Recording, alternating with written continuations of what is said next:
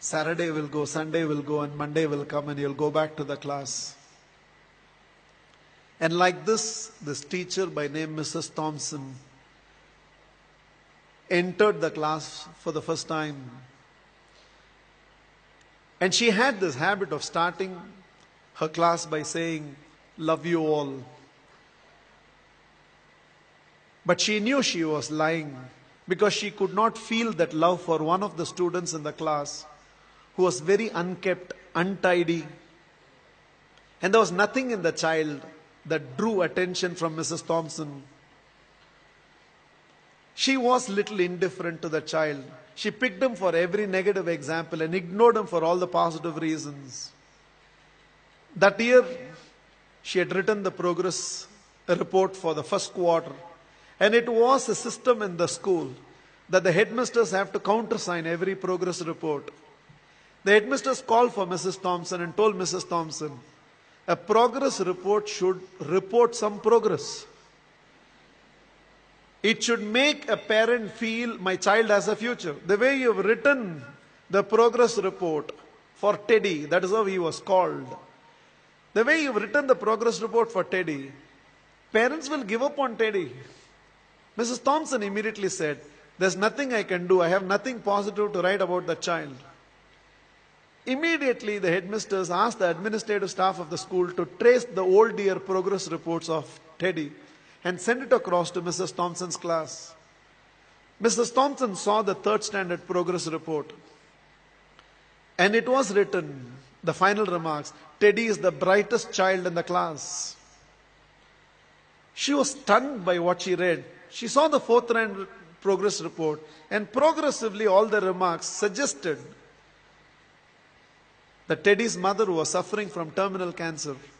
She is not able to give the attention she used to give to Teddy, and it's just beginning to show up on the performance of Teddy.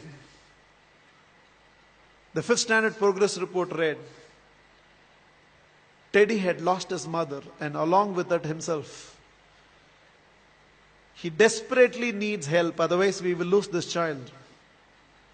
By then there were tears in the eyes of Mrs. Thompson. She looked at the principal and said, I know what to do. And she went back to the class. Probably it was a Monday morning. She walked into the class and again from the dais of the class, looked at the class and said, love you all. But she knew she was lying. The love she was feeling for Teddy right now was far, far greater than the rest of the class. She decided that she is going to change her approach. For every positive reason, Teddy's name was called. There was no more a negative reference to the whole thing. The last day of the school came. All the children had brought some gifts for the teacher. There was only one gift which was wrapped up in an old newspaper.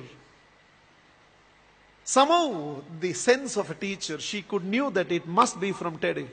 She opened that first. A half-used perfume bottle and a bracelet from which a few stones had already fallen was there.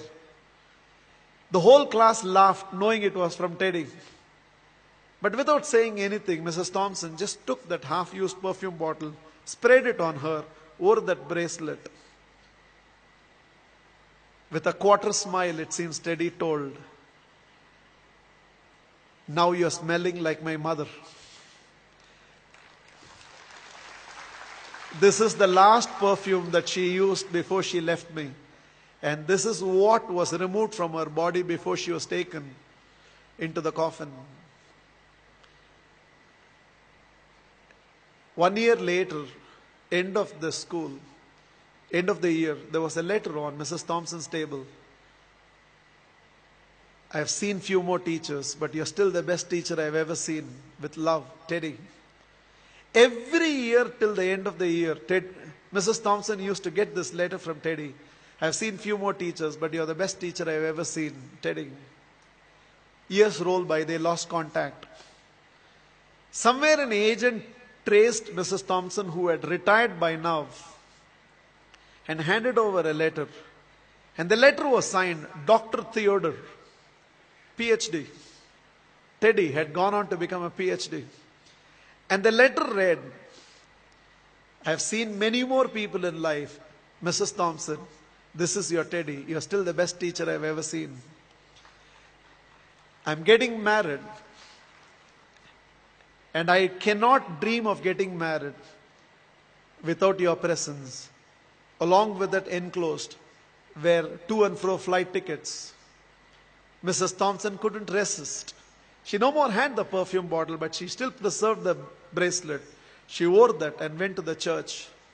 She was trying to sit in the last row, but volunteers identified and ushered her right to the front row. And right in the front row, there was a seat with a placard written, Mother.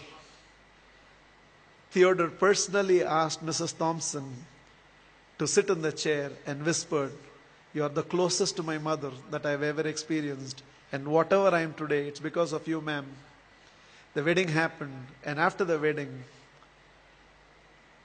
Theodore introduced Mrs. Thompson to his newly wedded wife. Without her, I wouldn't be where I am today. There were tears in Theodore's eyes. It seems Mrs. Thompson told the newly wedded woman, "Without Teddy, I would have never realized a teacher must first be a mother to every student of hers, and only then a teacher."